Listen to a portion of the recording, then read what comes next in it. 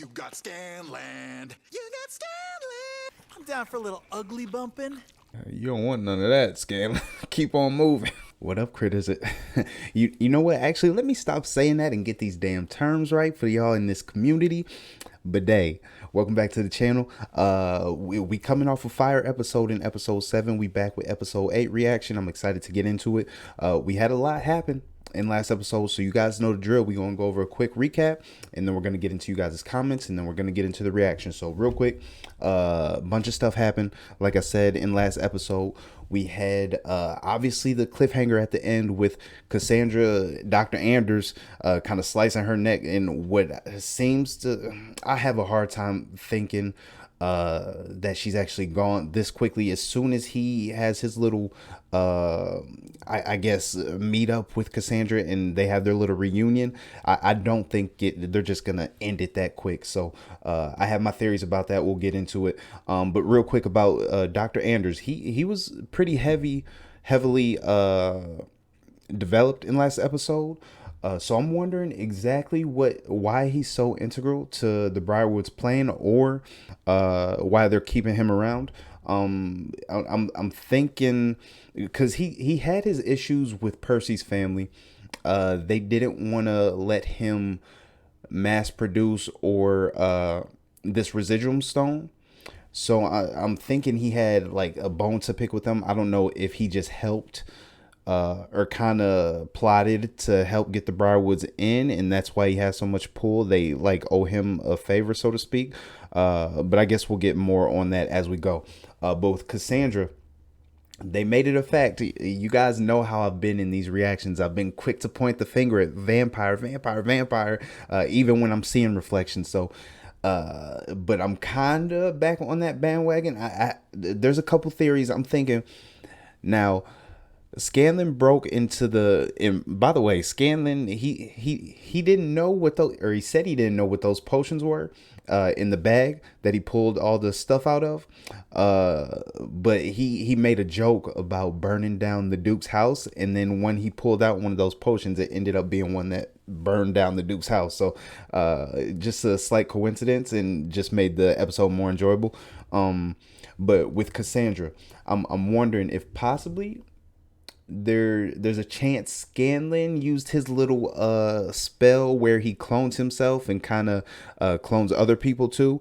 We've seen him use it in the past. Maybe he did that with Cassandra and it wasn't really her who got sliced. That's really reaching, but just a thought. Another thing is back to the vampire thing. I know you guys have broke it down for me a little bit. I'm still a little iffy on the details fully. So you have to be killed by a vampire. His bite, you have to be fully drained of your blood. Now, the thing is, she didn't get bit in this instance, but I'm thinking she's been fed off of. Kind of like Desmond. And by the way, where the hell is Desmond? We haven't seen him in a minute. I don't know if he's still in Alexandria with Uriel. So I'm looking forward to seeing him again. But back to Cassandra. She's got that pale look just like Desmond did. So I'm assuming that Silas is feeding on her. But I don't know if this is a moment where that would apply. If just the fact that he's feeding on her and then her losing blood, all the blood in her body, because she got sliced across the neck. She's losing a lot of blood. I'm assuming she's going to bleed out. But I don't know if the bite actively has to kill her, or if just the marks on her neck and the charm kind of taking her over has the effect to where she could be turned into a vampire in this moment. Because like I said, they went out of their way to show her reflection again as she was falling to the ground before they showed like the puddle of blood. So I'm thinking maybe at the start of this episode, she'll stand up and maybe we won't see the reflection. Just a thought. Percy, it might take a while for that to happen though. So Percy might freak out and turn dark before we even get to that portion of the episode. We'll see. What else did we have? We had obviously with Dr. Anders and the residuum. I just don't know exactly. They went out of their way to show exactly what that stone was. They related it to the arcane magic. I just don't know what the point of it is yet. We had another scene with Keyleth. She's always going to come up in these recaps, it seems like. But I questioned when she was playing with the Sun Tree, and I think I called the spell Daylight at the time. But I think she referred to it as sunlight in the episode. So just another correction of myself, and I'm sure you guys will let me know in the comment section too. But I was questioning why the magic or the necromancy magic that Delilah uses was at the bottom of the base of the sun tree, like the roots. So that brings up a theory. Maybe it's a possibility that Delilah is drawing power from the sun tree, and that's what is making her so powerful. Because at the same time, we know the ability of somewhat of her powers. And even when Keela tried to raise like a root from it, it died instantly. So I'm assuming that's could be Delilah sucking the power from the tree, and she's just getting more and more powerful as she goes. So I don't know, just theories. And then we had Vex. We got tension building in this group as we go along in these episodes. Mainly, it's not anything that I think will come to a huge disagreement or disbandment of the group, or like them hurting one another. But he took the fact that Percy pointed that gun at him pretty seriously. So the tension between him and Percy is growing a little bit. And then we got the issue with Vex and Keyleth. It's not really an issue, but somewhat jealousy, like you guys pointed out to me in the comment section. So I'm wondering how that's going to develop. But that's enough as far as a recap. We'll get into you guys' comments real quick, because you guys know how we go. I plan to go short. We end up going long, but I know you guys love it, and I love interacting with you, like I say every time. So we're gonna, I believe we did episode 4 comments last episode. So we're gonna go ahead and get into these episode 5 comments and see what you guys are talking about. First up, we got Kai Lupo. You said Kima worships Bahamut. I don't know if I'm pronouncing that right. You guys know I try. The Platinum Dragon. Okay, different god from Pike. Okay, thank you for clearing that up. Right off the bat, just the word of this world, or the terminology, the world raises so many questions so quickly for me. I love asking questions about it and learning about it, and you guys have been quick to answer my questions for me in the comment section. So the question that raises is, I've been wondering with Percy in this little demon or whatever that takes over his body. I wonder if, just like there's gods, is there like a devil, demons, so to speak, that he possibly, when he was getting tortured and trying to escape from the Briarwoods initially, did he have to do something like sell his soul, or even when he broke away and was on his own and was kind of struggling to survive, maybe there was a time where he had to make a deal with the devil, so to speak. I don't know, but just me theorizing, reaching a little bit. So we'll get into this. Thanks for your comment, Kai, or I don't know. I'm gonna go with Kai. That sounds right. Josh Harriton, Bidet, my brother, as another commenter has already said, the Sun Tree reveal is probably one of the most powerful moments of campaign 1 of Critical Role, and definitely the first time anyone quite realized how dark the story could go. Yeah, right off the bat, I can imagine. And as chilling and as dark as this first season has already gotten, that's definitely the moment that I'm sure we'll get more up to episode 12, but that's definitely one that's going to stick out, and one that I'll remember as we move on to season 2. Could go, nothing says we know you're coming and want you to know we know. like hanging innocent villagers, including children, with a passing resemblance to the band of heroes from the magic tree in the middle of town. You ain't lying. If you can find the clip of the live stream where the reveal happens, definitely check it out. I would love to, because it had an effect on me. It shocked me a little bit, and other commenters, like you said, have mentioned that too. So I'll definitely go back and check that out, along with some other things you guys have recommended. Some of you have even dropped links for me. I know you guys can't see them in the active feed, but they are hidden. I just haven't been through all of them to double check and make sure they're clean. So I'll check those out. And then if they are, I'll approve them. And then you guys, if you haven't seen them already, you can click those links and watch them too. So if you see a link in the comment section, just know that I've already used it and it should be safe. Let's continue your comment. For your question about Vex and Vex's backstory, more details will be revealed in time, but a little can be revealed without spoilers. They're half-elves with an elven father and a human mother. Got it, and she was killed by the dragon, if I'm not mistaken. Most elves on this continent in Exandria live. Yeah, and thanks for clearing that up for me too. I think, or is, maybe I'm getting them mixed up. I can't. Is Taldore the city or the continent? There's somebody, probably you. You can clear that up for me. I just been getting those mixed up. I think I initially called the city Taldore. Let me know if that's right or not. Live in a city called Singorn, and are generally, imperious and stuck up, and their father is part of the political structure there. Got it. Okay, so I take it. Just another thing. We'll keep reading. They spent some time in Singorn. Hopefully, I'm pronouncing that right. In their backstory and were not treated brilliantly because of their half-human heritage.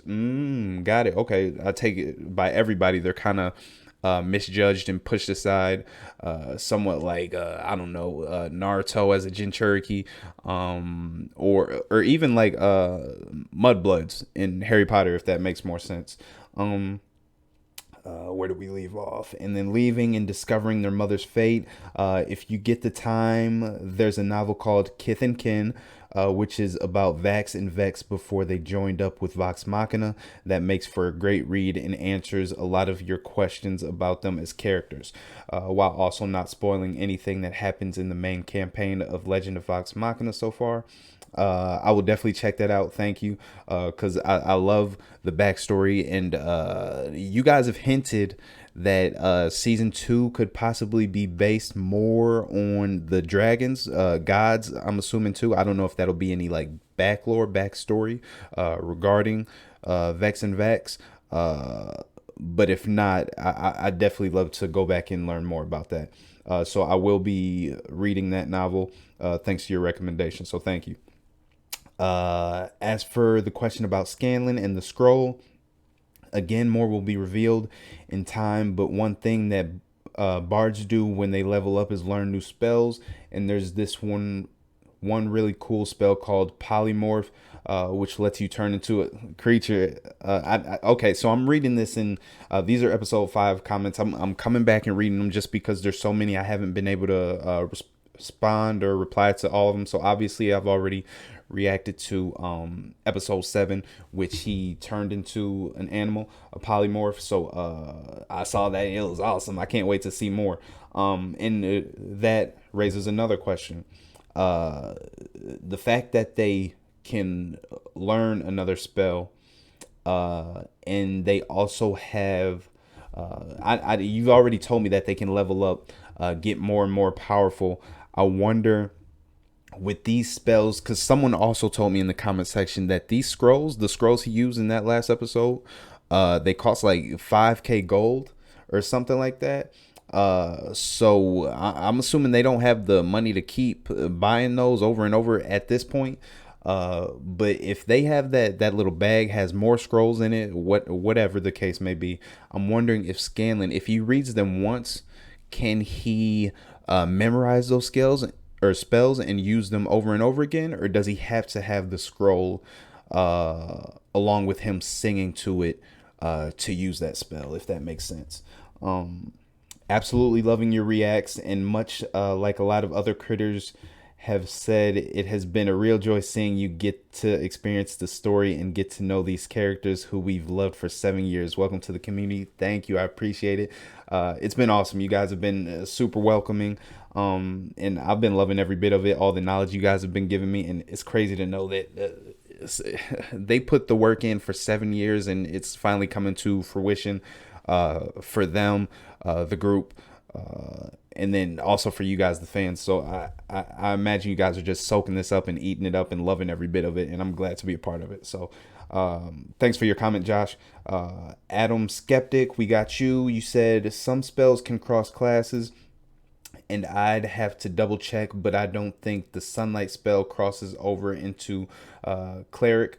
Pretty sure it's specific to druid. Okay, so yeah, it is the sunlight, unlike the I don't know where I got daylight from, but that's what I called it before. So that's cool to know. Thank you for letting me know, Adam. And I wonder again, the fact that spells can kind of cross classes can say Scanlan use that scroll to sing the spell out. Can Keyleth use it? Can other classes, clerics, paladins, whatever the case may be, use it? Or is that specific to bards, that scroll where you have to sing along? We got another one. What we got? Nox Tech. This may be the first time I've seen your name, so welcome. If not, I apologize. I know I'm going through a lot. I'm trying to memorize all your names. I notice you mostly by the pictures, but I'm learning and storing them in the memory banks as we go. So as others indicated, dressing up as one's character isn't required for gameplay, but it can be an option if they want. When Critical Role started streaming, they had different openings. For Campaign 1, when the stream was starting up, they had their character bios playing each person's narrative or narrating their own over character art. Oh, that's pretty cool. That might actually be cool to just watch, even if I don't go fully into the full streams right off the bat, like before the season ends. It would be cool to go and just watch that intro just to kind of get a snippet of how they describe their own characters, even though you guys have done a great job letting me know in the comment section. So I just like to go back and kind of dip my toes in the water, so to speak. After that, they had an opening instrumental theme, and they kind of dressed up in stuff they got from Renaissance fairs they went to. Is that instrumental? Is that the same one that plays in the opening for this series, or is it a completely different one? Smudged some dark makeup on to look cool and did their best. The last one they used for the season was where they did full cosplays of their outfits by some abandoned barn in the middle of nowhere. Ashley, by the way, I don't know if I've asked, where is the group located at? Like what city, state? I know you said Keyleth went away for a while because she was working on another project. So I don't know if they all lived in the same state or all currently live in the same state and they just come back together to do their games, or if they do it remotely online now. I don't know how that works because I haven't caught up on the streams yet, but just give me some insight into that if you guys can. Just curious. Ashley still busy. Oh, there it is. Busy with Blind Spot again, asking questions when you guys answer them within the comment. Flew back to Cali only for the day just to film it. Though everyone had a blast, Travis Willingham, the barbarian, started that day and during the chilly morning air shirtless as he got painted up to be Grog. That's awesome. Second campaign, their first opening was adorably, I like that cheesy one where they dressed up like it was the 70s, getting together to start playing. So second campaign, is that the Mighty Nine I've been hearing about, getting together to start playing D&D. Their second opening had a song written by Sam called an IRL bard, so in real life bard, since he's so good at making up lyrics, and had also written a song to promote D&D Beyond. That's awesome. I love his character. I liked him from the beginning, but he's definitely grown on me. He's just not a throwaway or goofy character, just like the comedic relief. I actually like his character a lot, and the fact that his voice actor is so talented with the lyrics and singing in general, makes me like him even more. Where do we leave off? Promote Beyond, which basically helps play D&D electronically. The song sung by Laura and Ashley was Your Turn to Roll. The song is pretty much, did they make up their own lyrics too, or did Scanlan make those up for them and they just sung it? One and an instrumental version is used in animated series. Got it.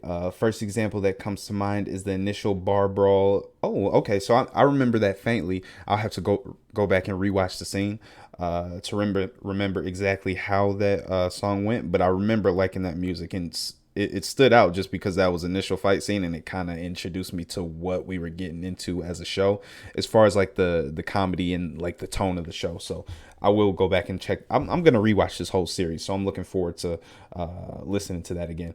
One of the more exciting things was that the second opening was animated. They also made a animated opening retroactively for Vox Machina. Dope. Third campaign, I haven't heard anything about that yet, so I don't know the name of that group.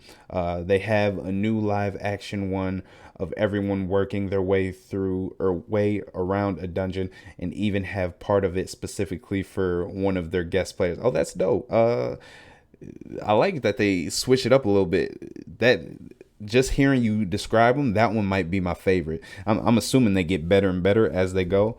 But I like the sound of that one. So beloved that people wanted him to permanently be part of the cast. Now, so like a guest actor, voice actor, is that why am I blanking on his name? Ezekiel from The Walking Dead. Is that who you're referring to, or is this someone else? But whether or not, I know he's in this campaign, so maybe you're talking about somebody else who debuted in campaign 3, permanently to be part of the cast. But whether or not if he could return or would be interested in being permanent, it's a very open question. It kind of has me wondering if other guest players would also get featured. I love that. Again, I say it. I feel like I say it every comment read, but the info you guys give me, I love, because it's not just about the game in particular. It's about the show. It's about the voice actors. It's about the intros, the music. I love that, every bit of it. So thank you. Who we got? Chip Salom, or Chip Salam. Kip Salon. I'm not sure. Another one I'm butchering. Let me know. Oh yeah, they've commented many times the critical role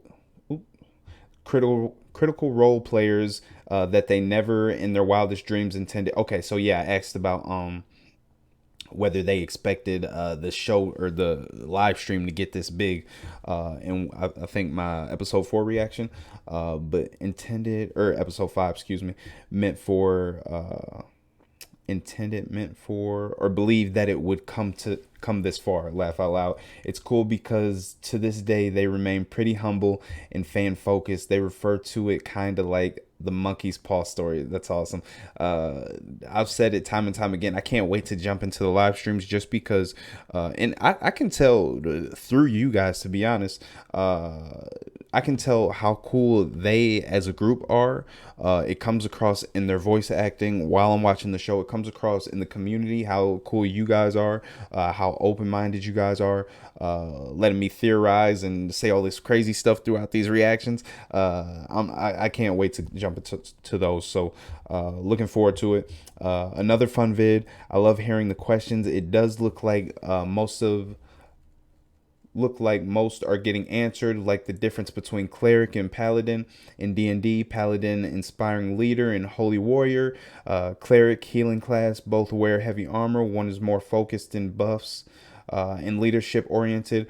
The other is generally played as a pure healing class or heavy healing with some battle skills.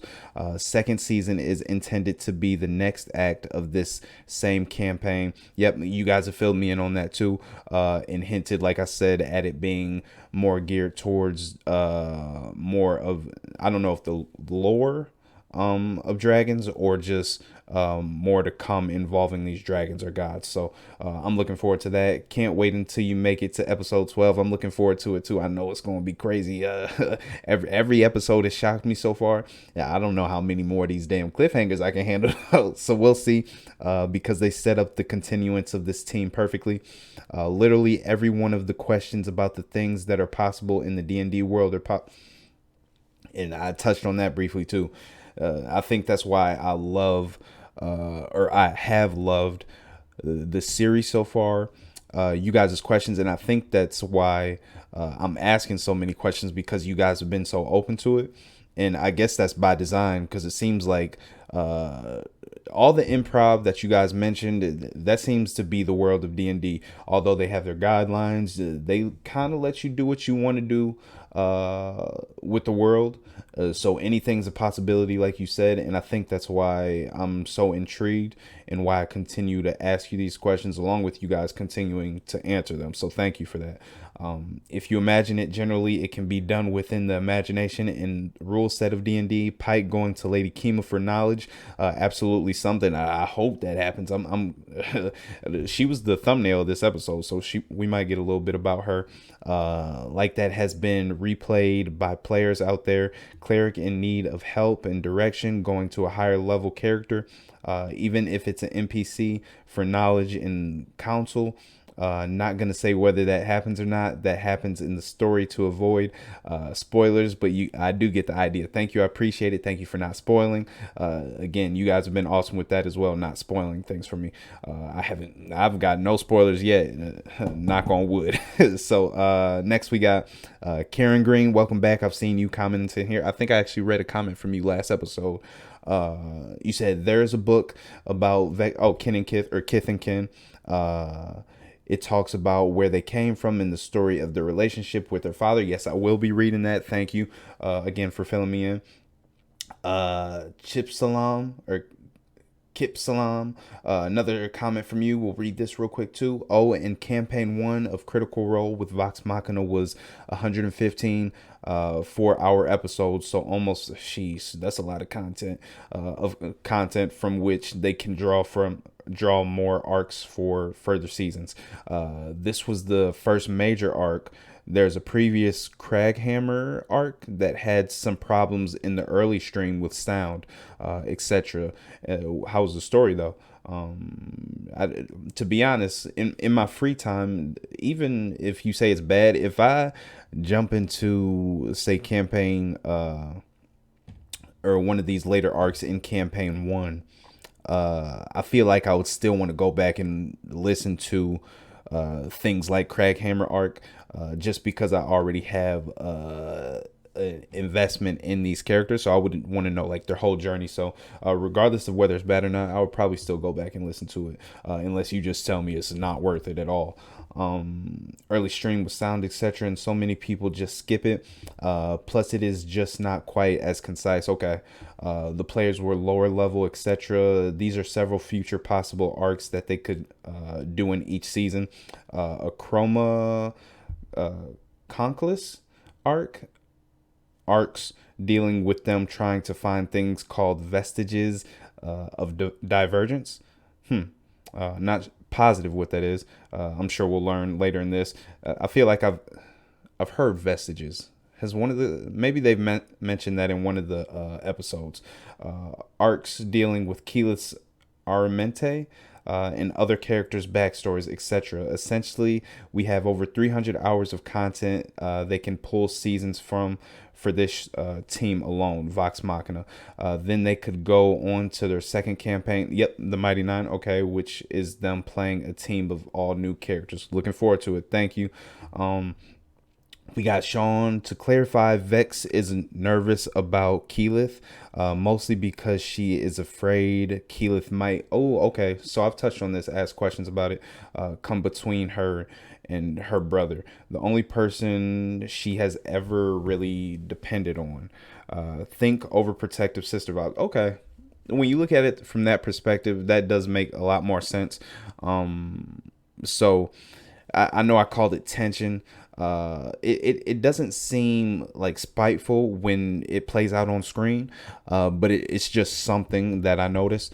So I'm wondering, this is honestly probably something that could be taken care of really quickly, even before the end of this season, to be honest. So, and I feel like if I, I feel like maybe later on this season, even if it comes to the point where Keyleth just does something spectacular, where Vex kind of sees her potential or her growth, uh, or just comes to accept her more, or just overall sees that how good of a person she is, her all her issues and the tension would just kind of disperse, and she wouldn't be like that. She wouldn't see her as that wedge between her and her brother. She would just see her as like a valued member of the team, if that makes sense. So I'm looking forward to seeing how that plays out.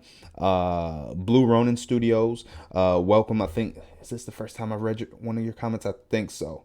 The twins have had a pretty rough childhood, not the best relationship with their father. Their mother was murdered by a dragon. Yep. They've been on their own for quite a few years in their young lives together, so they've always had a close bond. Vexalia is pretty protective of her brother, so she kind of sees Keyleth as a wedge between her and Vaxildin's relationship, so she's very cold to Keyleth. Vax, as we can see in episodes up to here, feels different. So there's a bit of, I guess the right word would be rivalry, as opposed to two jealous siblings that are just pretty close. Which is kind of common in real life. True. That's just like any regular brother, sister, or twins. Even the smaller the gap in age, the closer you typically are as siblings. So yeah, that definitely makes sense. When you have two siblings that are pretty close, and then one of them sort of starts giving attention to the opposite sex, and the other sibling is like, "Hey, why don't we hang out anymore?" The sort of thing, so the other siblings feels threatened by something outside the blood relationship. The solution being either the sibling and the other person have to find some, there you go, you explained it even better than I kind of theorized, a common ground. If they come to a common ground between the two of them, I feel like all these emotions, bad feelings towards each other, and the feeling that she's trying to separate the two of them will kind of just go away. Otherwise, there's going to be friction of "don't take my bro, sis away from me," or something like the dynamic of "you break their heart, I break your legs." I like it. Which in Vexalia's case is probably exactly how she feels about Keyleth at this point. If I say any more, it'll get into spoiler theory or territory. But there are some interesting dynamics within the Vox Machina's team members down the road, and budding love, and looking forward to get into that. I know I've been kind of putting these people together just based on their relationship in the show, but you guys have set me straight in terms of who's actually in a real relationship in real life and how it correlates to screen. So thanks again. I know I say it a lot, but thank you.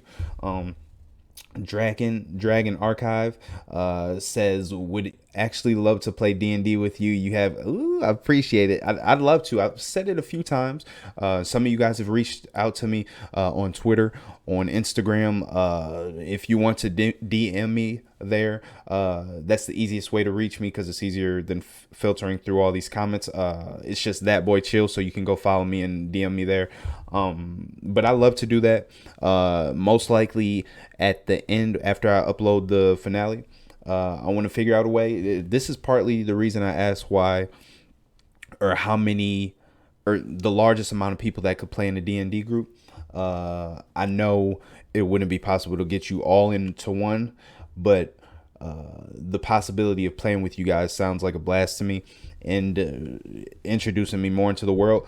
I've a couple of you that have reached out to me mentioned I'm still getting used to this D&D terminology, but you've used the term one shot. I take it that's just like a D&D game, condensed, like a short game. So if that's a possibility, doing multiple groups of one shots, I'd totally be down for that. Thanks for your comment, Dragon. Reply, same, Zmorph 42. I'd love to. Appreciate you guys. Nick Tevya. I think I got that right. Great reaction. Thank you.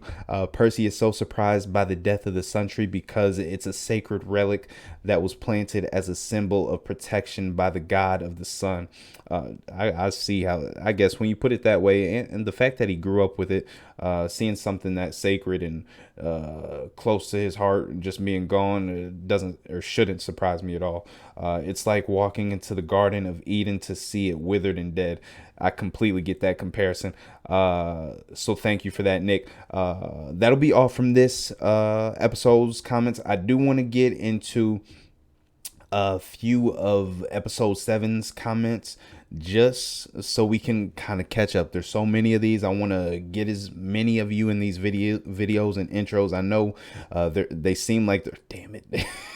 We had 35 minutes, but you guys love it, so I love it. Let's go into these comments. I'm gonna start at the beginning because I feel like there's a few of you who comment religiously on these videos, and I've been missing you because I've been kind of reading these out of order, but I want to show all of you some love. So let's see who we can get to. We got Hapsby.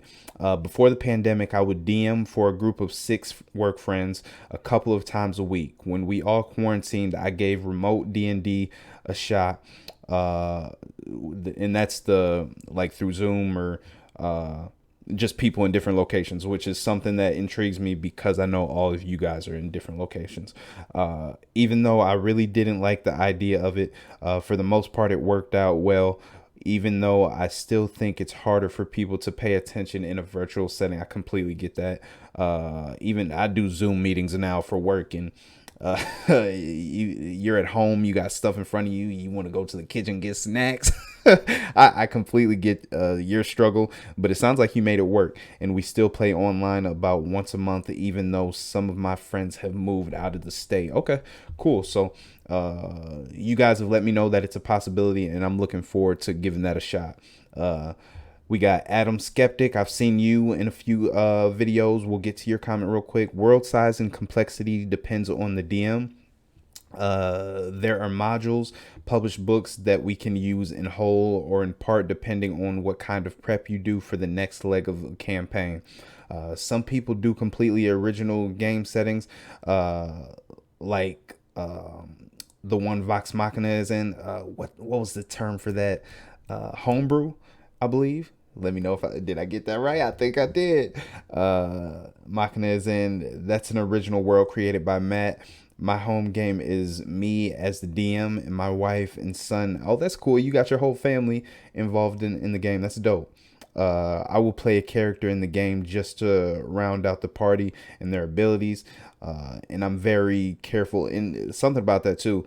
I didn't grow up with this, but I imagine kids growing up with this, with all the improv that's involved with it, their imagination would skyrocket in terms of development, and they're going to be creative beyond belief when they get older. So that's dope.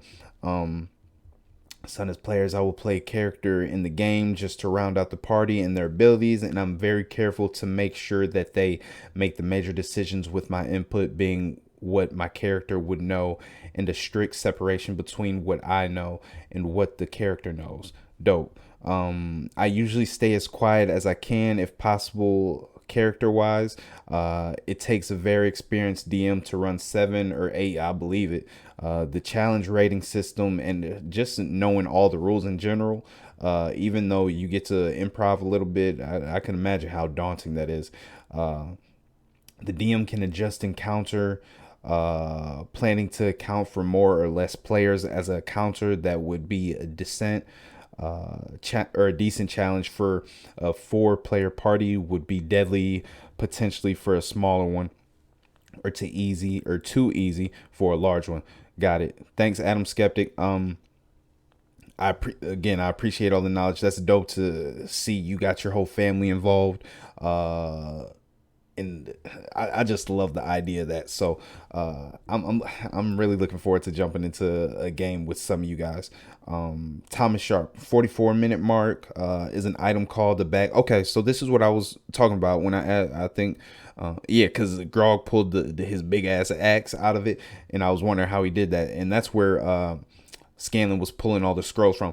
And again, since these things are so expensive and that bag is so deep, or it seems to hold a lot in it, I'm wondering how many more scrolls they have in there. Maybe they won't even have to buy more. Maybe they took enough from the dragon's lair, along with possibly some gold. So maybe they could just buy more. I don't know. Basically a portal to a small extra dimensional space. They can store plenty of items in it. Makes you wonder why they didn't store the holy water in their facts. The one that fell off the cliff and broke, I think is what you're talking about. Losing all their gear didn't happen in the original stream. Okay, so that was a slight adjustment to the show. I don't know if that's a positive or a negative. Let me know what you think about that. Also, Scanlan definitely sang songs during the streams, but they were 90% parodies of popular songs that they obviously couldn't use for the show. Love that we got original music from Sam Riegel, though. That's dope. Now, I know it's a lot improv, but I'll appreciate his character even more if all these songs, does he do it like right away on the spot as they're playing through the game, or does he take a minute to write up the lyrics, or is this strictly just like a freestyle for him? Because that would be amazing. We got a couple more we'll read to, and then we'll get into the reaction. Let's see. We got Silver Kyrie. You said a lot of D&D games start with close-knit friends and family, but is also pretty common for people who haven't met to start up games. For a lot of people, it's their only option since not everyone's friends and families will be as interested in the game. Makes sense. If I recall correctly from interviews, most of the members of Critical Role didn't actually know each other. Yep, that's what other commenters have told me as well. Well, when they started playing, a lot of them were basically just work acquaintances who got together for one-off games for Liam's birthday. Yep, developed by Matt Mercer, and they all enjoyed it enough to make it a regular thing. So starting up a game with people who don't know well certainly isn't rare and is often a great way to make new friends. I believe that, and I'm sure even, I don't know how common it is, even though it's remote is a possibility. I assume there's like a whole world on Reddit too, where people just send out like invitations of, hey, you want to play D&D, or maybe there's a specific site for D&D where you can invite remote players if you just want to meet new people, kind of like a, I don't know, like a Xbox Live PSN type thing, but just to meet new people. I don't know if that's a possibility, but it sounds like something that would be cool for you guys. Of course, playing with strangers can go poorly as well, since sometimes people just suck and can ruin the game for everyone. I could definitely see that. So there, especially if that DM is bad, like you guys were telling me. So there's a fair share of gaming horror stories out there. But in my personal experiences, at least things usually go well just finding new groups of people to play with. The bad experiences are the minority. And I imagine if you get a bad experience or a bad player, y'all communicate them real quick, because y'all real easy going. But I feel like if you get somebody to come into your world and try to shit on it, or they're just not positive about it, you get them up out of there. So that's why I like this community so much, because you're so open-minded and you just like to have fun, it seems like. I also DM online games often, so I suppose you can add me to the list of people offering to help get you, I appreciate it, into a game, though you seem to have no shortage of offers already. Laugh out loud. And yeah, Duke should have got 100 points. I appreciate it. You watched to the end of the video. I like it. So thank you for that. Yeah, I've definitely got a lot of offers, but like I said, I'd like to get involved with a lot of you guys, because you guys have been showing love. I'm gonna be around for a minute reacting to not only this first season but future seasons too. So I definitely want to get into some of these games, and you guys are in my comment section are the perfect people to get me into the flow of the game in the actual D&D world. I know this touches and is based around D&D, but I don't feel like I'm fully in it until I give the game a shot, if that makes sense.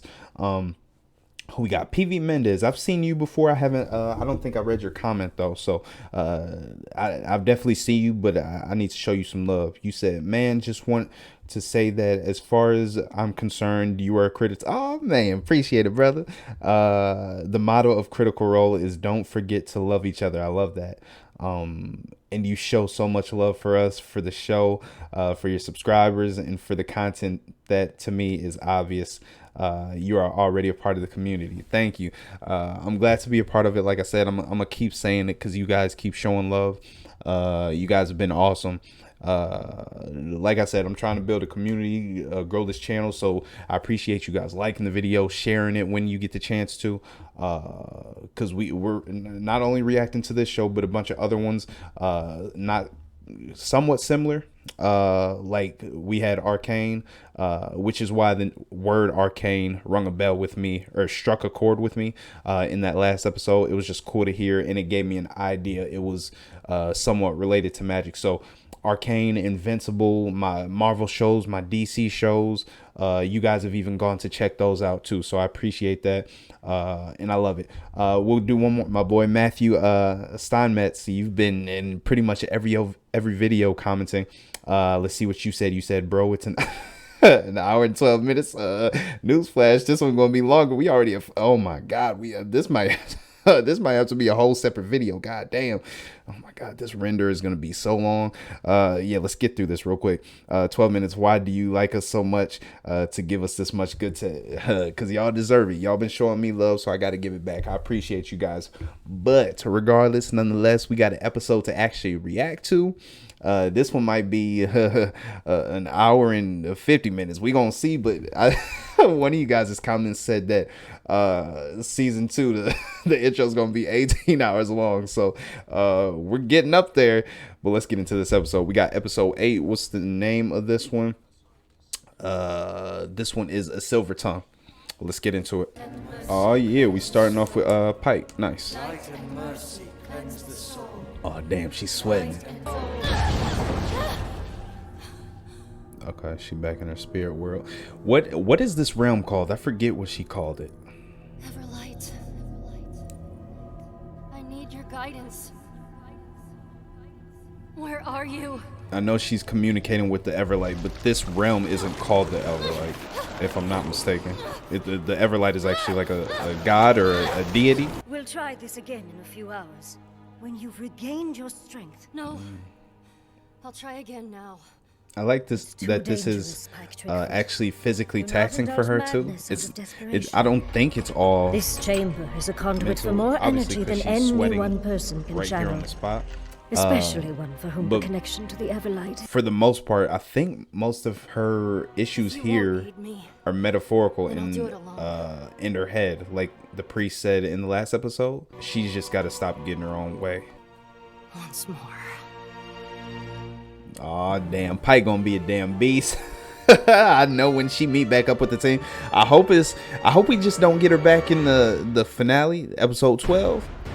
But regardless, when we see her, I know she's gonna show out and do something crazy. But don't worry, Keela's still my favorite, at least for right now. Need pressure on the wound before the spell can hold. Tick tock. I don't think she's gonna be able to heal that. This is like Pike's doing, right? Ooh. You can do this. Can she really? Oh, okay.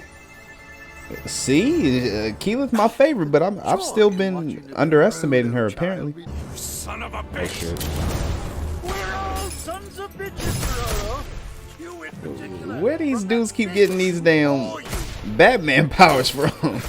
Anders is kind of nimble for a dude his size.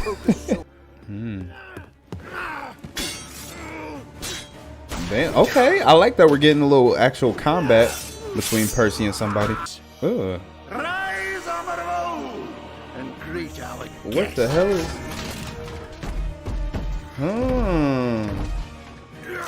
That's not like, I don't know what that is, but it's similar to Delilah's necromancy, it looks like. But can he just animate anything?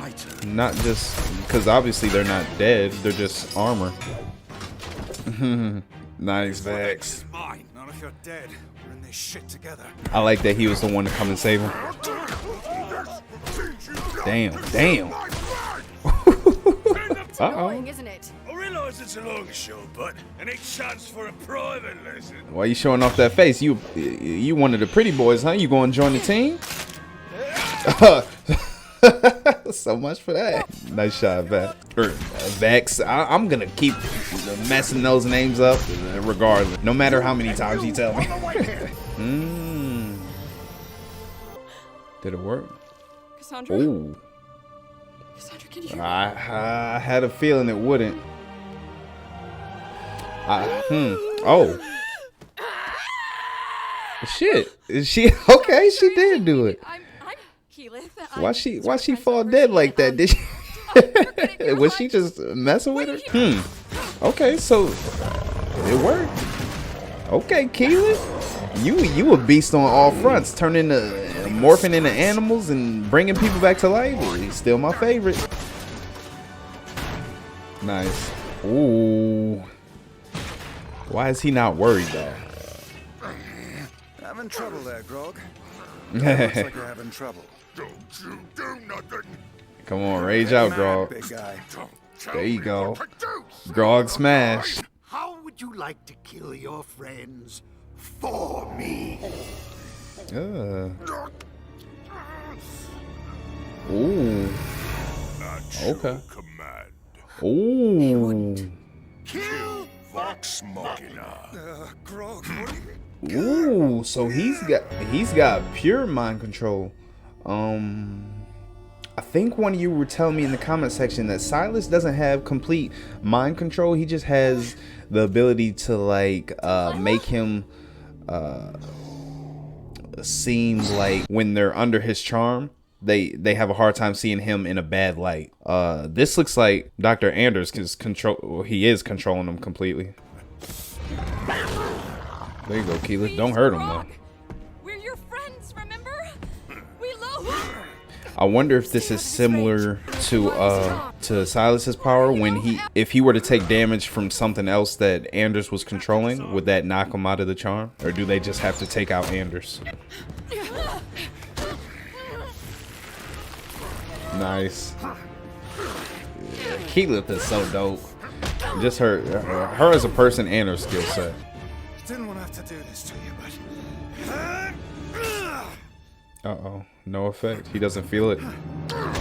And I also noticed Anders is obviously talking through him and controlling his mind a little bit, but it doesn't look like he has to actually move himself to make or force Grog to attack. Damn. If the dumb one can't complete my task, there are many... Is anyone not susceptible to it? Maybe just Percy. Damn, Anders seemed kind of OP to be honest. I'm curious to see what his weakness is. I guess just pure combat. Nice try, Derolo, but flattery will not prolong your life. And yet it bought me all the time I needed. Uh-oh. Ooh. Okay, ooh, damn. I wasn't expecting that because... Ooh, shot his tongue out. Ooh. Okay. So, kind of like how Keyleth uses her staff, Scanlan uses his musical instruments and his voice. I guess that's what his magic was being focused through, was his tongue. Makes sense. Okay. Do it. It's that time. This I saw when murder entered my heart. Damn. Guys, the smoke. Ooh. Sheesh. Okay, I thought Anders might survive a little bit longer, but I guess not. We taking him out episode by episode. Damn. Positive though, he didn't turn the gun on his own people this time. Right. I think she's going to be okay. Come on, clear the house. Look for anything useful and make it quick. I'm sure you could find a lot in this house. Like, let's start with all these cases. What is all that stuff? But I've been using them too, feeding information to the resistance. You must have wanted to escape. How is she feeding You it? don't need to anymore. Possibly through We're together. maybe those guards that were listening to her speech in the courtyard. Damn, she didn't stand up. I thought we might see if she had a reflection or not. What the hell is this?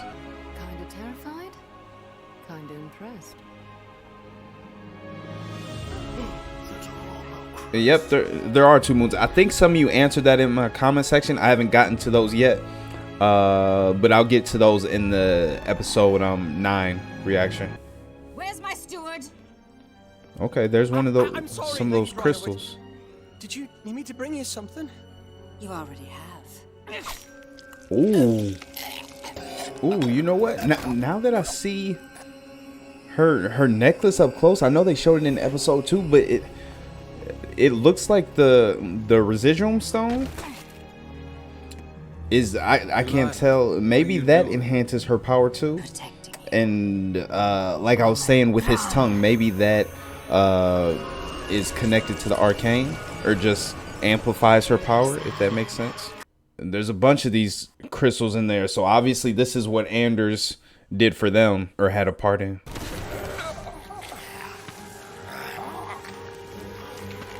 Damn. Okay, so all right, back to Pike. But okay, so I was wondering how exactly Delilah's so powerful. It looks like all those crystals.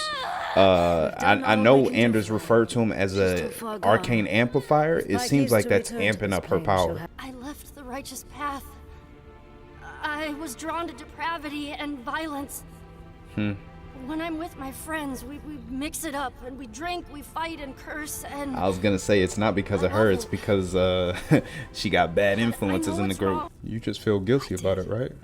So I ask a final time. Why was she with a different group there? Are you? Were those the priests that she's in the church with? Who are those people? Oh, I thought that was a damn cliffhanger. I was about to punch my screen. Now I'm trying to listen closely to see if I could tell what the song is, the popular song, but I couldn't figure that one out. I'm down for a little ugly bumping. You don't want none of that, Scanlan. Keep on moving. Come on, I got enough magic below the belt to make you feel young again. Yep, run. Oh, damn. Everywhere? Of course it's zombies. Yeah, because fuck me, that's why. A horde? No, a horde of undead! Uh-oh. Yeah, where are the rest of the townspeople? They didn't get them already, right? Lord. Got it. Oh, please don't end here. Please don't. It's gonna end. What's that symbol she created in the clouds, by the way? Damn it. Okay, not as bad as a cliffhanger. It was a hell of a good cliffhanger, but I can accept that one. I'm excited for this next episode. You know the drill. We're gonna get into this post-episode discussion. So we'll be back after the credits. Okay, so another great episode. Cliffhanger not this bad this time, so I'll take it. I'm looking forward to the next episode regardless. It's crazy to say, because going throughout this episode, I felt like it was another good one, but it felt like a change in tone, or I guess a change in pace, I should say, because there was a big battle sequence with Percy and Anders and the whole group, so it didn't seem like as much as development, because that took up a middle portion of the episode, but we still got a lot thinking back on it through those credits. So I'm gonna cycle through the timeline just so I don't forget anything, and we'll talk about Pike, but starting off with Cassandra, because that's the thing that carries over from last episode. Okay, so I thought possibly she could be a vampire. She still could be. I'm holding out just for the simple fact that I mentioned it in last reaction. They've been real key about and pointing out or showing us the reflection as the question is raised whether that could be a vampire or not. They didn't do that this episode, so and they didn't put her in front of, they purposely had the mirror up above her and she was sitting below it, so maybe she still could be a vampire. I don't know, or maybe I just severely underrated or didn't give, even though she's my favorite, maybe I didn't give Keyleth enough credit, and she did bring her back to life. But the fact that they didn't show her in the mirror, and the fact that when she was healing her, her head turned to the side, like she kind of dropped dead in that moment, and then she kind of revived herself. So I'm thinking it could be a possibility, but then again, I don't fully know these vampire turning rules, so it could be that only the bite itself and the being drained of all your blood turns them. So I'm gonna have to wait and see how that plays out. So still confusion there. So we'll see. Pike, great scenes with her in the church. Initially inside the church when she at the beginning when she was kind of in that realm trying to reach the Everlight, the priest came up to her and said that I forget exactly what she said, but she said something about this church dawns a lot of energy, or it's a conduit for a lot of energy. So since her connection to the Everlight wasn't as strong, I take it that darkness, and she actually called or saw the darkness in that realm and said Delilah.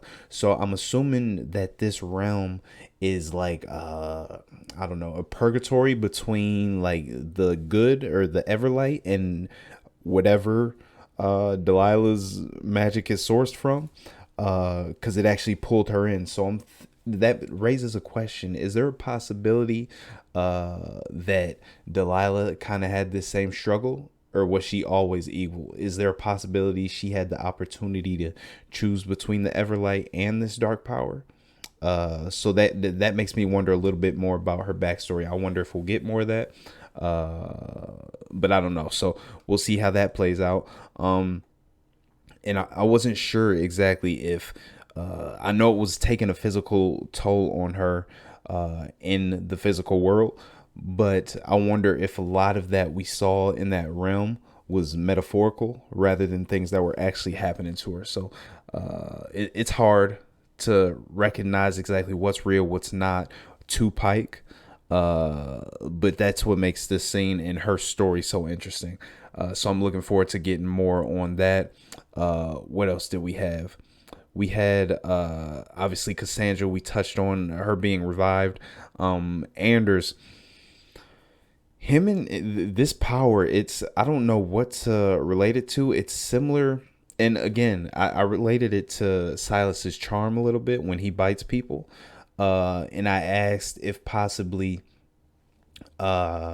Cassandra was still under the charm since he's been feeding on her, but maybe not, because she said she was feeding info to the resistance. So I don't know if she would still be I don't know, in the right mind state to be able to, or free of will to make her own decisions and kind of do that too, give resistance as she's still working and being a part of the Briarwoods kind of family or group, however you want to point that out. So I'm gonna have to get more info on that. I said there was a lot of fight in this episode, but there's a lot in terms of information, subtle details, which is what makes this show really good. Same thing with Arcane.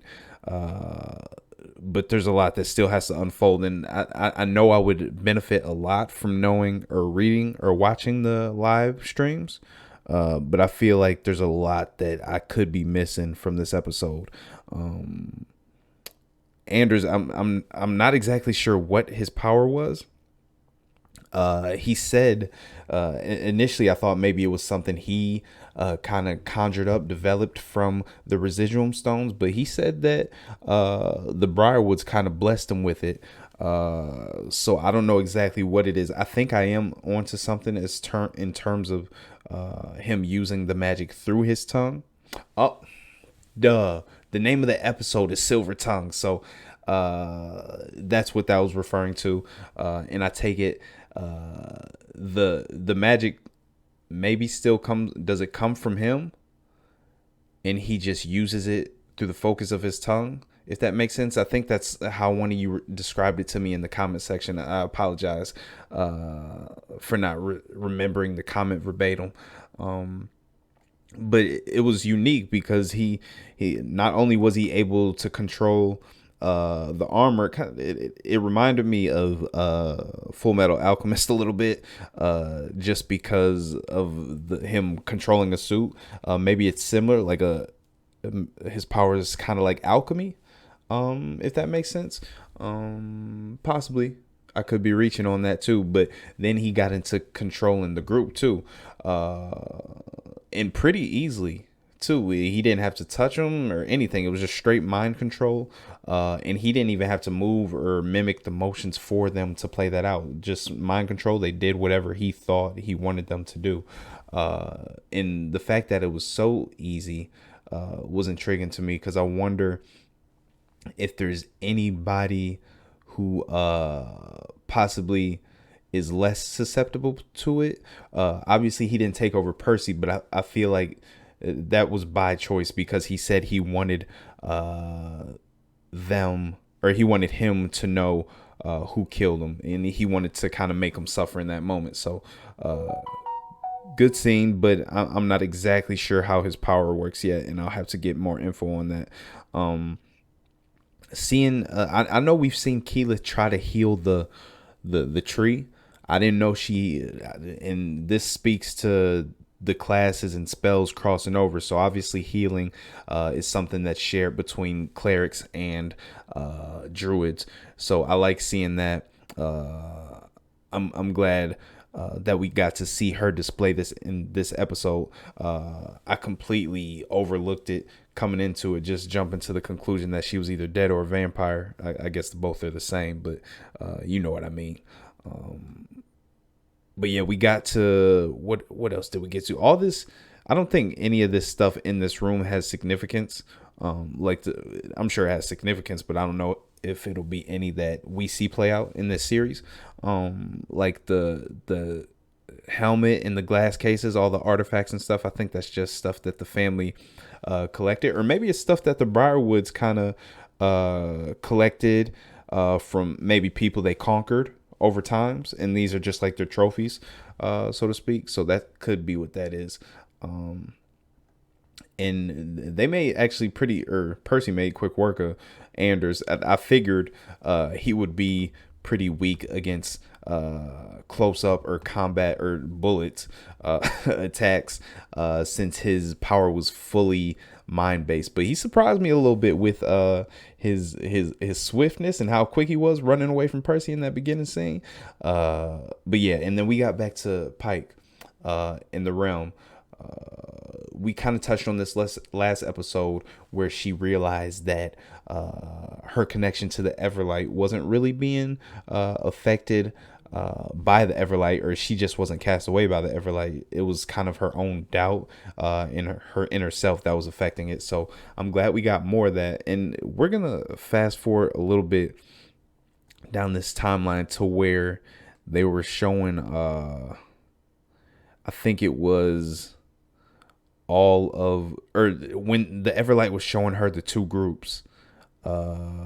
It was her along with the rest of Vox Machina, and then it was I think I couldn't tell who the other group was in this picture, but I'm pretty sure that's the priest along with the other I don't know other priests in the church, and it was just giving her a path to choose. Is she gonna have to stay behind here? Is she gonna be solely with the church and just be like not an assistant, but someone that Vox can come back to whenever they need healing or something like that? I wonder if she continues to travel with Vox. I wonder if she'll stray further and further away from the path of the Everlight and lose her connection to it, or will she have to stay in this church to completely or be at her strongest, if that makes sense. Only time will tell. We'll see.